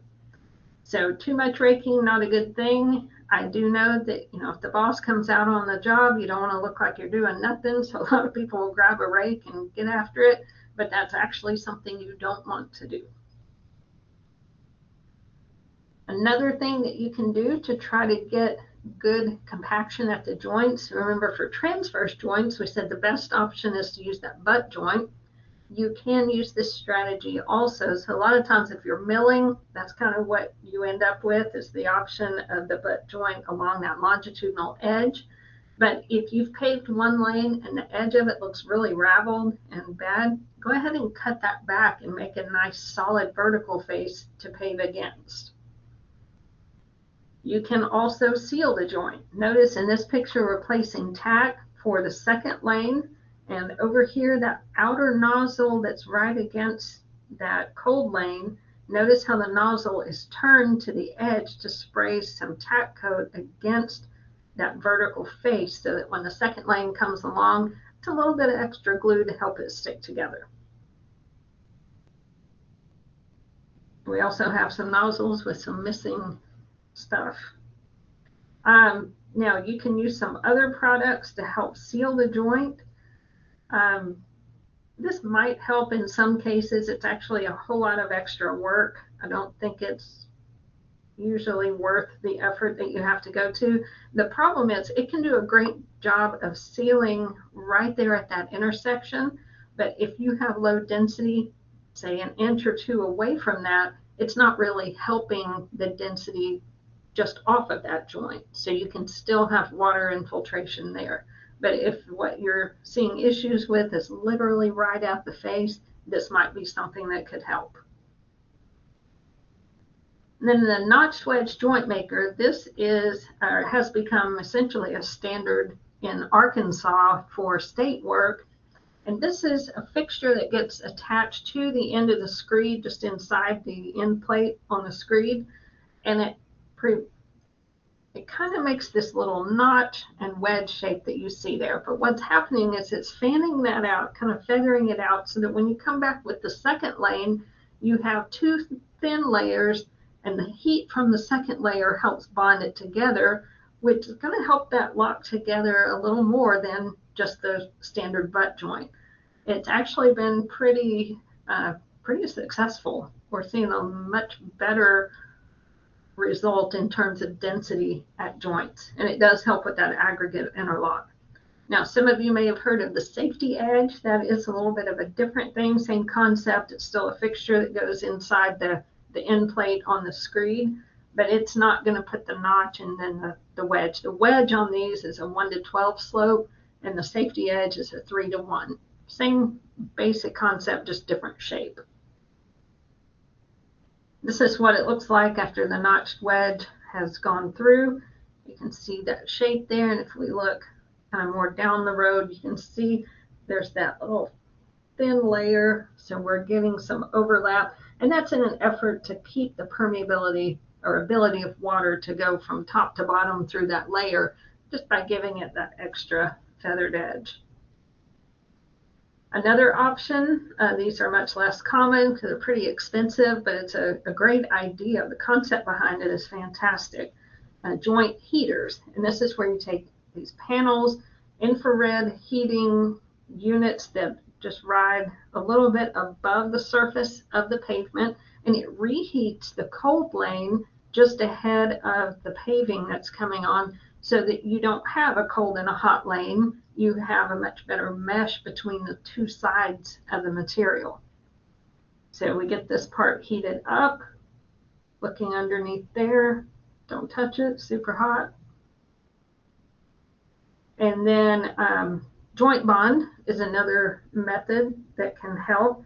This is something that's it's a chemical product that gets placed on the joint after construction is finished. So the nice thing about this one is that if you get good densities on your joints, you don't have to worry about it. But if you say, oh gosh, we didn't do so well, what can I do to fix it? It's very expensive to tear it out and replace, but joint bond has been used in a number of instances, and the chemicals that are in it bond with some of the asphaltenes that are in that in the binder that's already in the mix, and it plumps that binder to kind of make it swell up and fill in some of those spaces to make it a little more impermeable. The chemistry is fascinating. Doesn't totally make sense, but I've seen the actual results of it, and it does seem to work. So that's something that a little bit unconventional, but can definitely provide some benefit.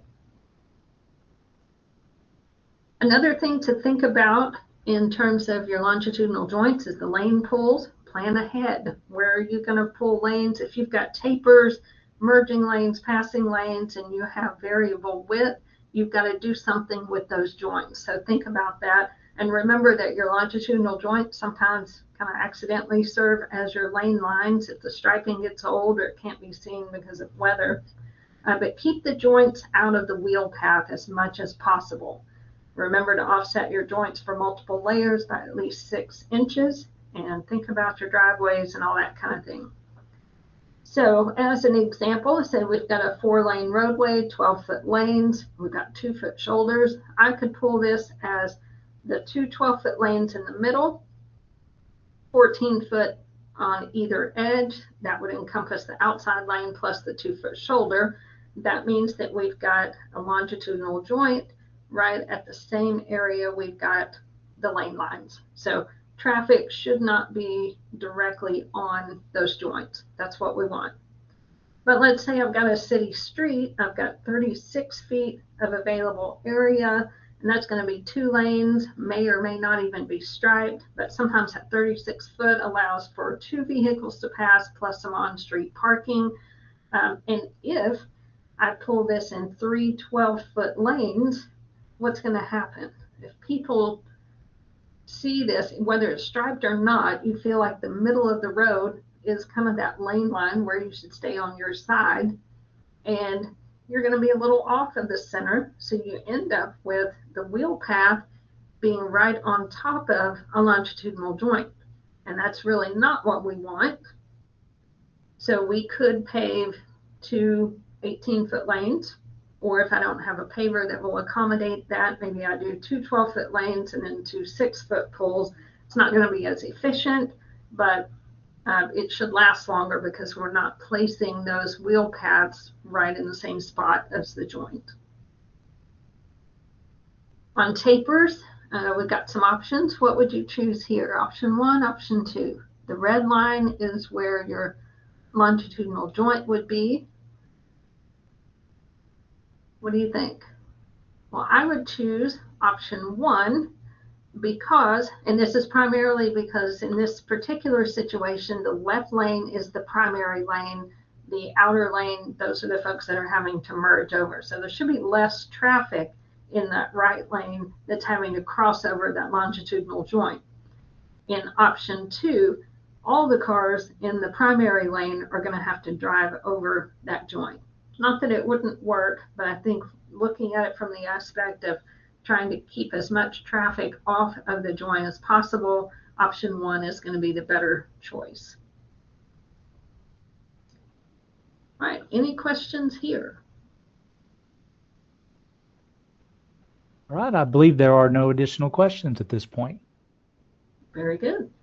Let's look a little bit at quality control, because that's the other piece of what needs to be happening during any paving project. So thinking about specifications, the owner, which is usually the agency, whether it be state, city, county, they're going to set some parameters of what this job needs to be. So those specifications might be that you have to achieve a certain thickness of pavement.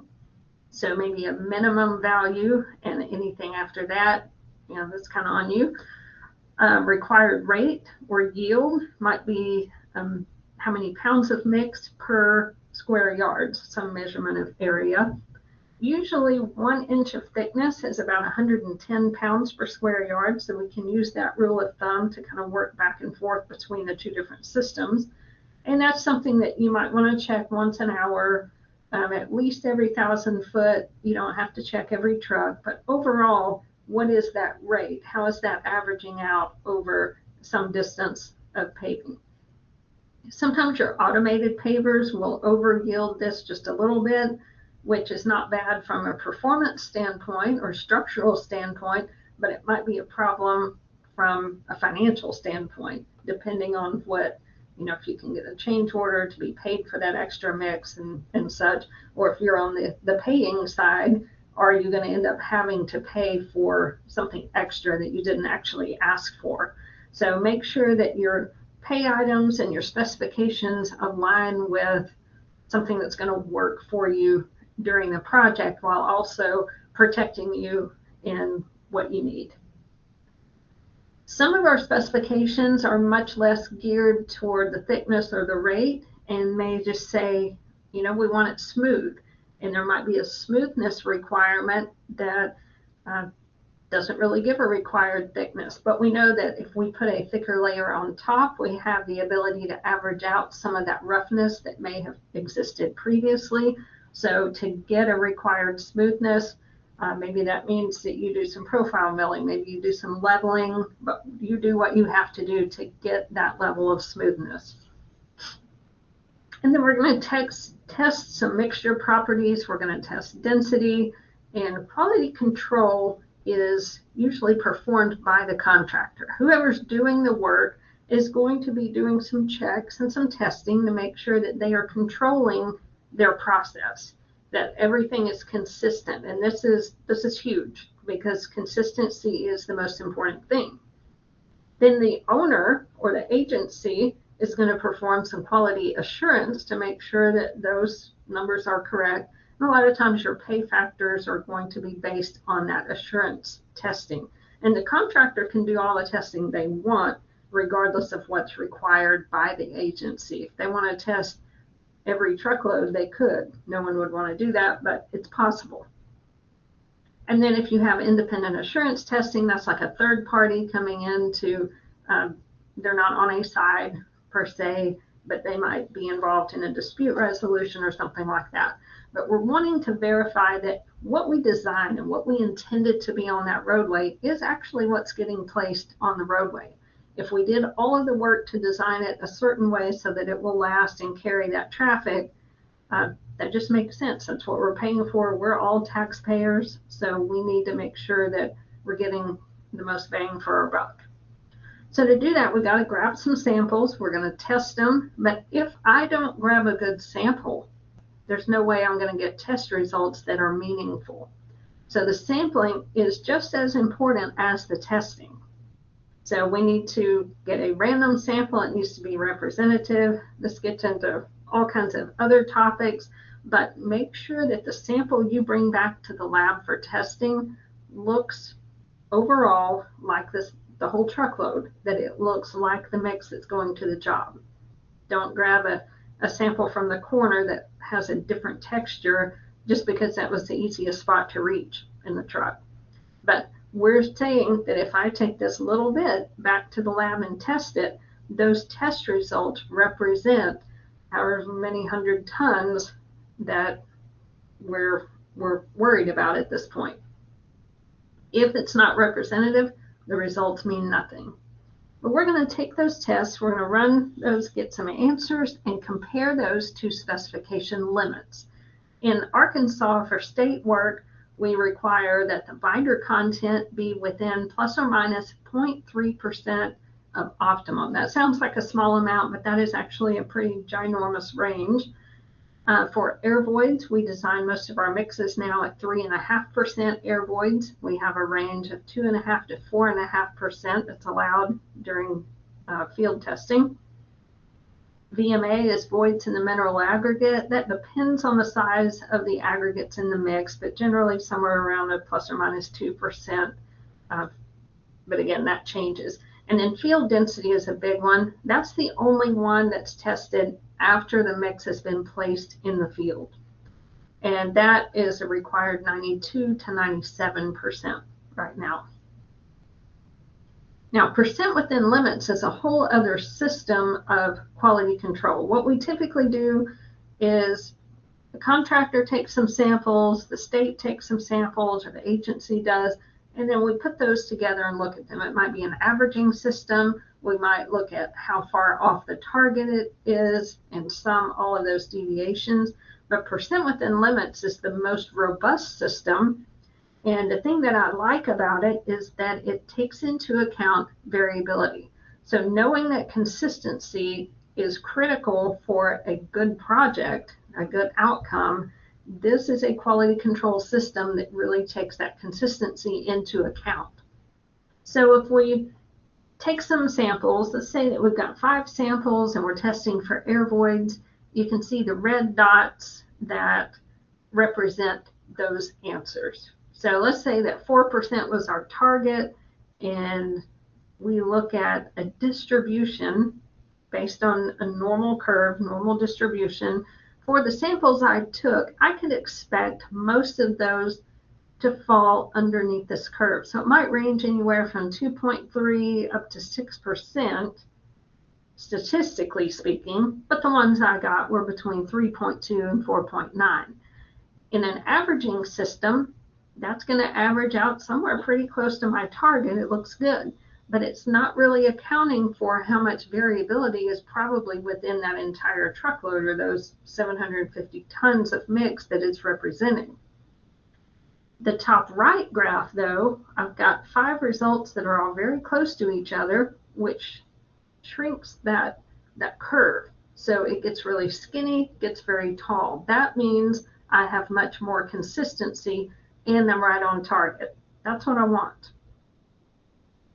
Bottom left, I don't have real consistency. I don't have real good accuracy. Definitely not what I want.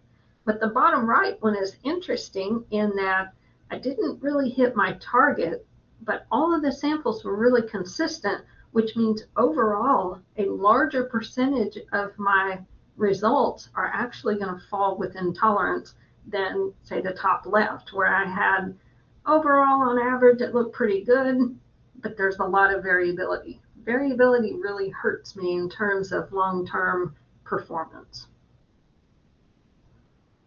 And then smoothness is another key indicator. Smoothness is a definite indicator of how long that pavement will last. If it's not smooth, you hit bumps, think about the vehicle that hits that bump and all the changes in forces and directions of forces that are putting some weird loads on the pavement. That's where you're going to start to have some of those initial cracks. It's where your potholes are going to develop and all that. So we could use a straight edge. This is a 10-foot rolling straight edge here on the left side of the slide. The California Profilograph is also an older device that was used, a little fancier, but nowadays we are using inertial profiling systems, and this is where lasers are used to detect the deviations. How far is this laser from the pavement surface? Uses accelerometers to kind of average out any vehicle bounce, pitch, roll, and all of that, but they are a way to get much quicker results and much more accurate results of that surface profile of the pavement. All right, and then I've got just a few last comments on troubleshooting, inspection, safety, that kind of thing. So we'll look at that real quick and then we will wrap up. Equipment breakdowns. This is something that you always have to think about because no matter how well prepared you are, something can always go wrong. So think about what will happen if some of your haul trucks break down. Is it easy for you to get a substitute? Who are you going to call? Do you have drivers available? Maybe you have enough trucks and drivers, but the traffic delays are causing problems with getting the mix to the job site. Maybe you need extra trucks just because of that. What happens if the roller breaks down? Do you have another one you can get? Do you have a backup plan? Maybe you have a different rolling pattern you could use. Maybe you could slow the paver down a little bit. You could completely discontinue paving, although that's going to create a new construction joint or transverse joint. What if your paver breaks down? If that happens, you're kind of sunk. So you have to discontinue paving at that point. It is important to get the mix out of the hopper, get everything cleaned out of the paver before it cools down. You don't want that to gunk up your equipment. But what are your plans and how are you going to communicate that? If production stops at the plant, make sure that your operator and your truck drivers know this is what's going on. We're going to have to stop production.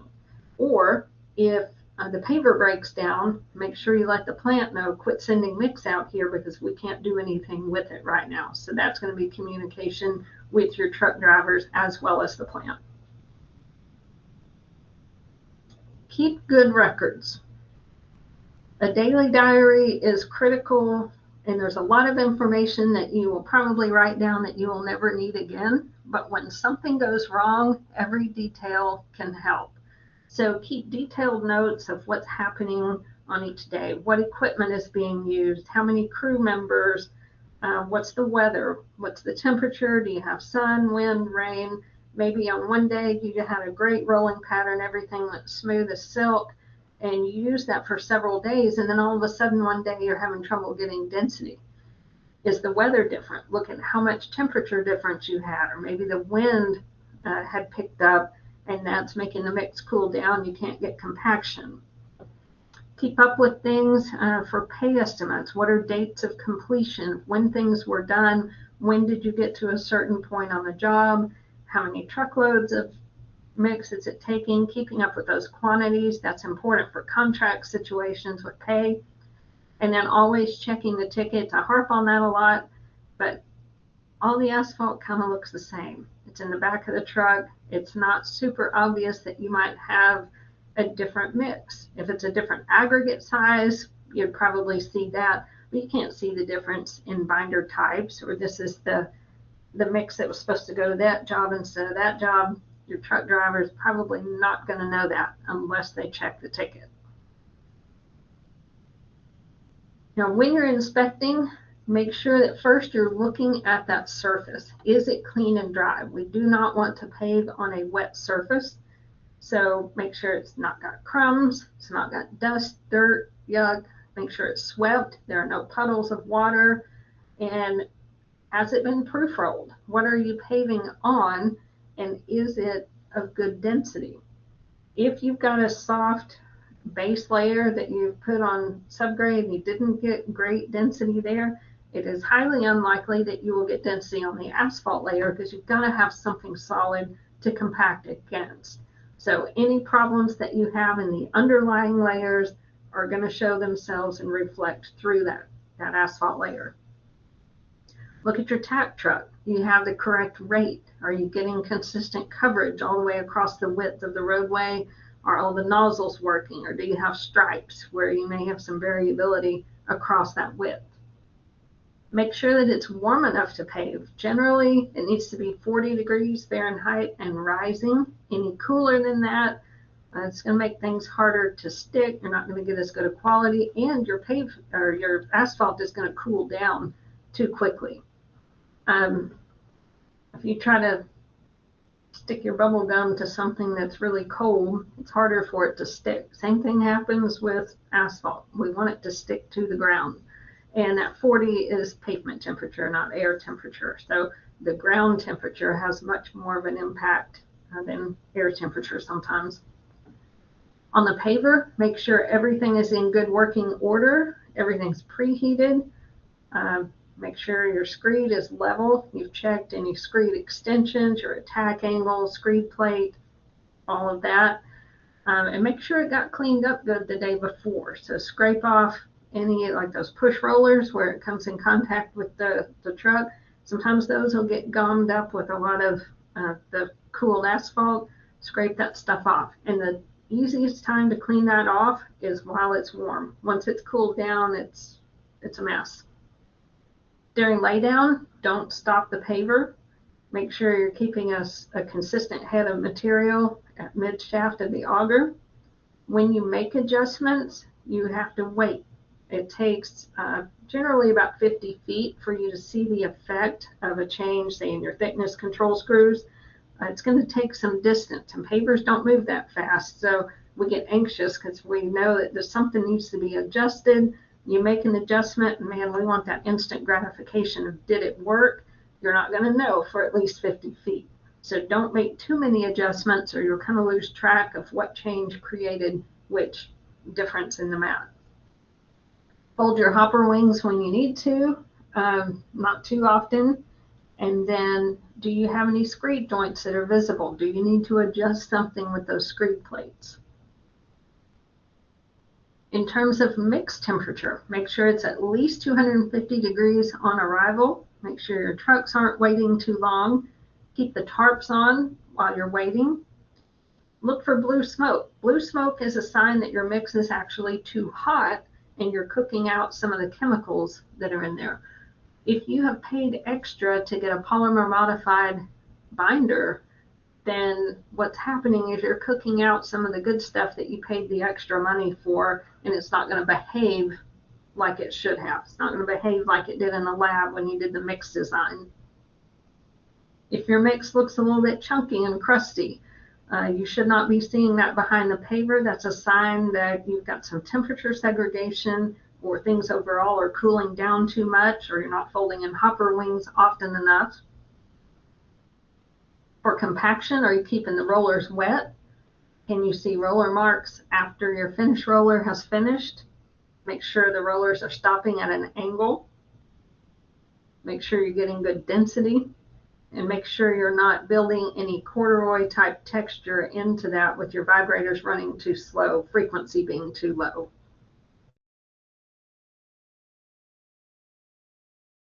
For the surface, watch for any signs of a tender mix. Is the mix shoving?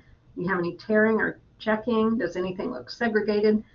Sometimes you'll see just a little circle of a segregated spot, and it will fall about at the end of every truckload of mix. That's truckload segregation. Some of that can be temperature-wise, but it can also happen with the gradation, and that's just the end of that mix. Those heavier particles that kind of fell to the outer edges, those are now coming into the hopper all together and not getting dispersed throughout the mix very well.